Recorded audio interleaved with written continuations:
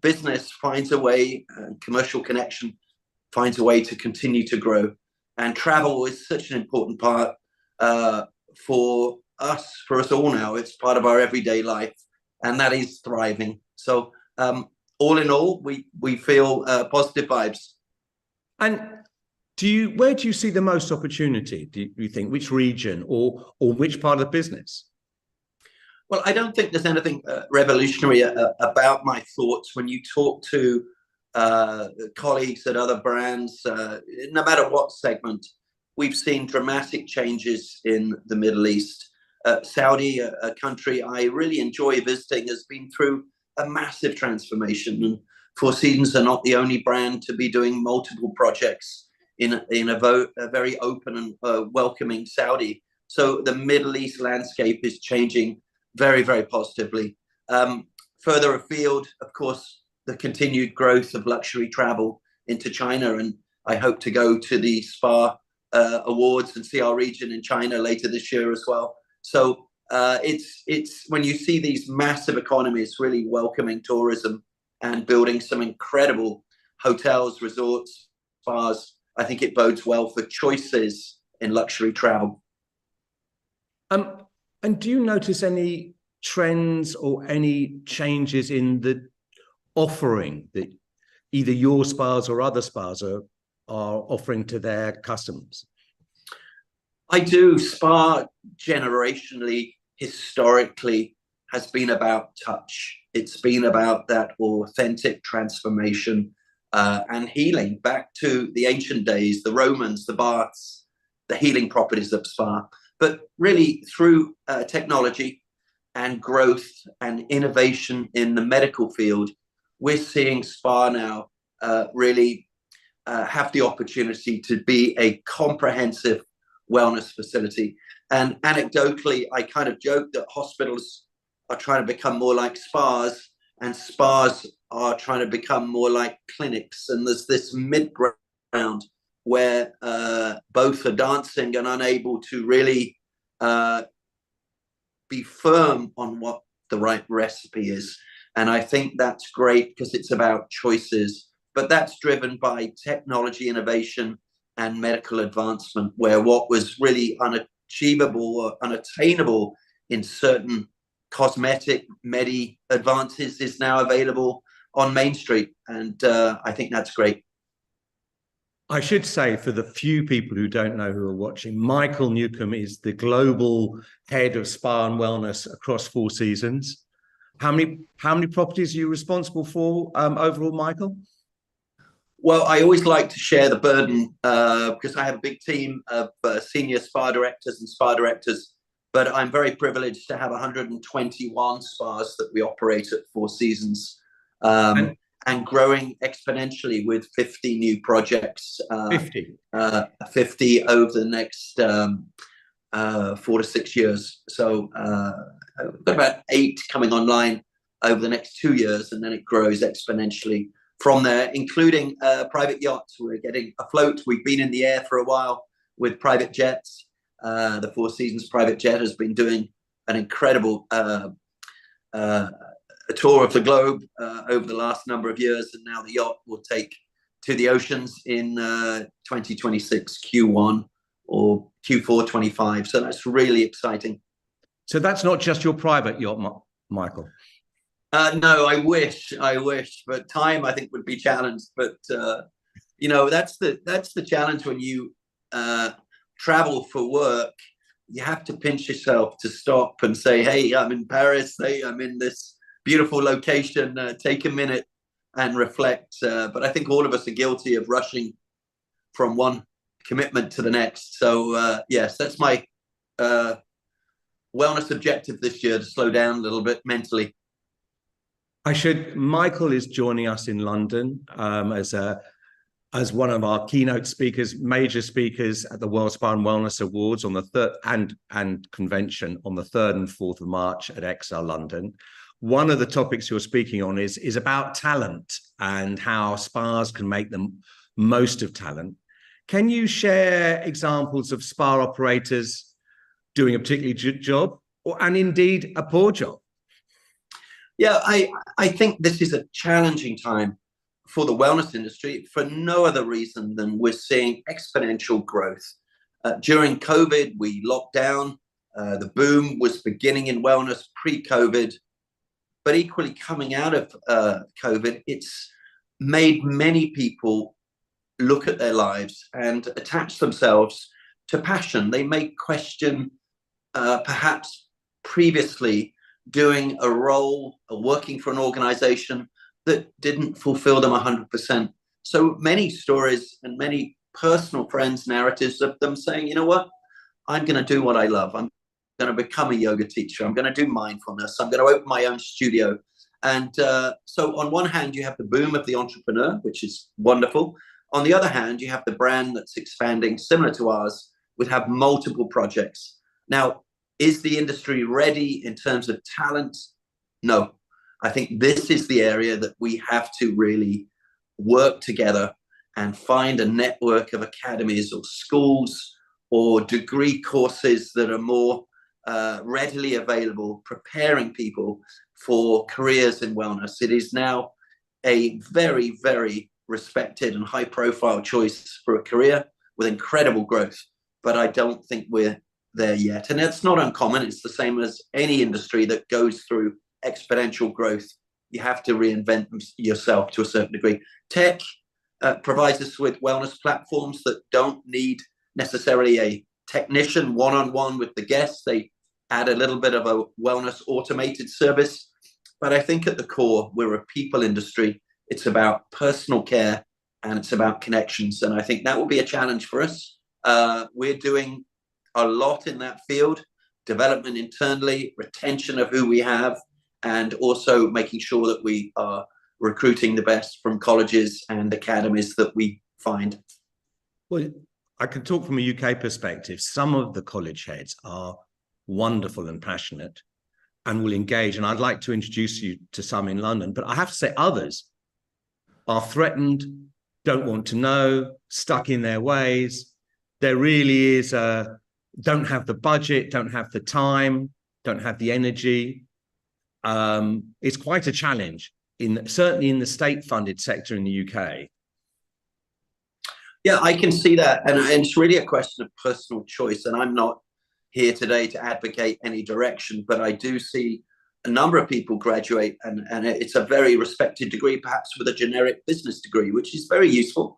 But maybe by dedicating some of that degree time and finding opportunity to work in the industry during college and learning some of the potential of the wellness industry, we could convert passion and raw energy from people who have expressed an interest in it into proper careers and jobs, because it is fulfilling. It is a lifestyle. It's a healthy choice in career, I believe. And we need to do a better job of marketing the pros of working in this industry. No, indeed. Now, this is a relatively new role that you've got. I believe it's a couple of years old that you've been in this post. What are the changes that you've managed to make so far? And is there anything that you'd like to do, or what would you like to do, and what have you done? Well, it's an evolving. It's a great question, and I wish I could stick my goals up onto the screen there, but to a certain degree, I'll share overtly the direction of where we're going. We're a brand that was built on principles of service and individual service. The original pillars, of course, were food and beverage and rooms. We opened our first spa in 1986 in Dallas, and since then, it's been a slow, organic growth in spa and wellness to our current position of 121 spas. A number of 121 spas are legacy spas. They're ones that we built perhaps more than 10, 15 years ago, where the industry optics were on building smaller spas and not quite so large fitness. And the evolution that we're trying to do as a brand is to make sure we use the right designers to create a sense of place in our new openings, to dedicate a generous square footage that we can express our wellness vision in fitness, in wellness, in spa, better utilization of the land, that we do a nurture with nature approach, that if it in a certain location is a sauna cabin built into the hills, that spa no longer has to fit into the box of the spa. Technology has given us this option in many aspects of the wellness industry. Use the land, work with companies that have proud organic and sustainable values. These are all mechanisms that we're working on at the moment to move Four Seasons wellness brand forward with the right personality, the right space, and above all, the right service and level of care, which is at the core of who we are. We're not going to move away from that. And Four Seasons wellness is a choice. We make sure that everything in wellness is available to you. But wellness means so many different things. It may be that you work out in New York every day at 5 a.m. and you look forward to your break at a Four Seasons. We're not going to tell you what to do. If you want to have a glass of champagne with breakfast and you want to change your diet for a week and it's a celebration and a release, that is also a form of wellness. It's a question of what you need, and it's a personal journey. But in every box, from purpose, mind, body, nutrition, and sleep, we are going to provide an overarching menu of choices for our guests. All right. And on a personal level, there's not too many groups where you can be the head on. But what would you say to someone who'd just been appointed to either a group or just a major spa? Or what would you say to somebody who's just taken on a role like yours? Maybe not as big, but what would you say to that person? It's very easy to get overwhelmed with a global business, and keep it simple. You have to communicate in bite-sized pieces of achievable goals. It's very easy to write broad narratives and positioning statements of where you want to take the brand with aspirational achievements. In reality, a rollout is very complicated. In a lot of global businesses, you're rolling something out to multiple regions, speaking multiple languages with different points on the journey of wellness. So over-communicate is something I try and do. On regular calls to the global field, regional calls, the power of communication. I think the old adage is tell them what you're going to tell them, and then tell them what you just told them. It's a threefold exercise, and communication is critical. Not just for me, but it's important with a team that changes around the clock, that does shift work, is 24/7 operation in a hotel. The power of communication is key. Make sure your message is crystal and your goals are clear. And on a similar vein, you were the GM of one of their Four Seasons prime properties in Beverly Hills for quite some time. And there's often a tension between the spa director or spa manager and his GM. What would you give advice to GMs and their spa directors, and vice versa too? Well, I feel that comment has been very relevant for a number of years, but I see over the last few years a spa and wellness, and the GM or the prospective GM that we're talking about, obviously a imaginary individual, but I think everyone's lives has advanced. It's not just the industry advancing. Any GM probably, like I used to, starts the day with a 6 a.m. spin class or an aggressive workout. They see the value of working out hard to be more productive at work. They watch what they eat because they believe in the cause of the connection of those principles of wellness we just spoke about.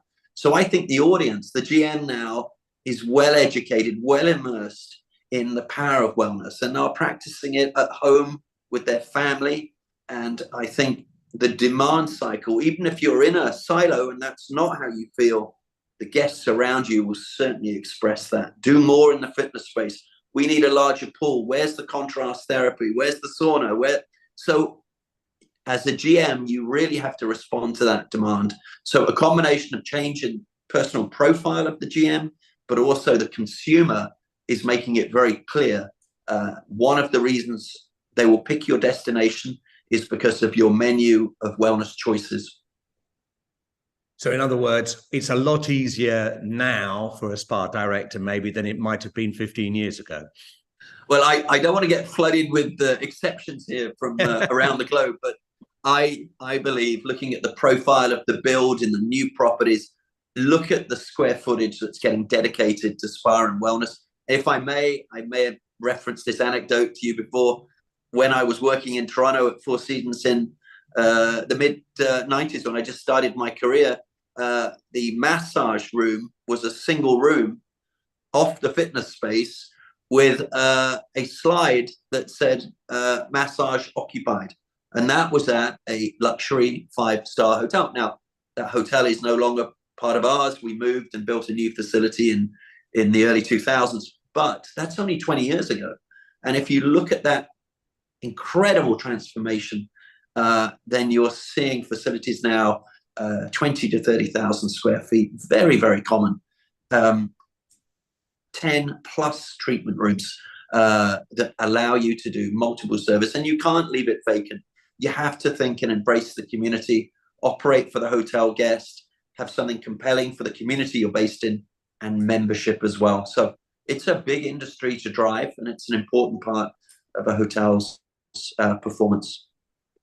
And talking about the mid-90s, what would you say? What would Michael Newcombe now say to Michael Newcombe 20 years ago? It would be one of disbelief how as a young man, I loved sport. I could support my soccer team, and if they lost, I couldn't read the Sunday papers the next day. It was either soccer or cricket or basketball or sailing or anything. And when I got into hotels, to a certain degree, I had to put that to one side. My sport became hotels. Opening up Four Seasons Hampshire with one of my principal mentors, Sue Harmsworth from S-Spa, I really began to look at spa and wellness as an extension of that young man. So I would say it's one of disbelief. I've got to do the things I love in a career, and I see spa and wellness. My role also covers recreation, golf, tennis, and beach and land activities. So for me, it's pure joy. So it would be one of disbelief to say, hey, can I do this as an extension of my career? Because I was very much in hotels, but it's one of joy and great privilege to be given this chance with Four Seasons. Oh, thank you. Michael, you're coming over to London. You've been as delegate as a speaker. Why would you bother to come that distance to come to World Spa and Wellness in London? I've been to the show the last 2 years, and I go to a number of shows internationally. I find the location, many of us would come to a city and you stay at different hotels, but it's like being on campus there. You stay on the hotel right next door. It brings people together for a number of days. You don't see someone once and then politely say, I'll catch up with you. There's a series of events, really great content from the speakers, well thought out agenda, incredibly organized. It's the only event I ever get someone 9 months out saying, have you done your slides and presentation yet? So I've got to give you credit for that, Mark. And there's an energy. It's a really nice international and European vibe, a mixing of cultures. But at the core of your event is a love of wellness, and that comes out. I love being in Excel. I think your venue is phenomenal. And then, if I may say, the gala dinner is one of the most exciting award shows outside, if I may say so, maybe the Oscars. But next to the Oscars, that's our Oscars, and you do a great job hosting that as well. And you really make people's years with that event and the detail you go into judging. And I've also been privileged to be a judge and seen how well you run that as well. Well, super kind for those lovely words. I look forward to seeing you in London, just under 3 weeks' time, the 3rd and 4th of March. WorldSpaWellness.com, if anybody's watching. Michael Newcombe, thank you very much. All the best. Mark, a pleasure. See you very soon. Bye. Take care.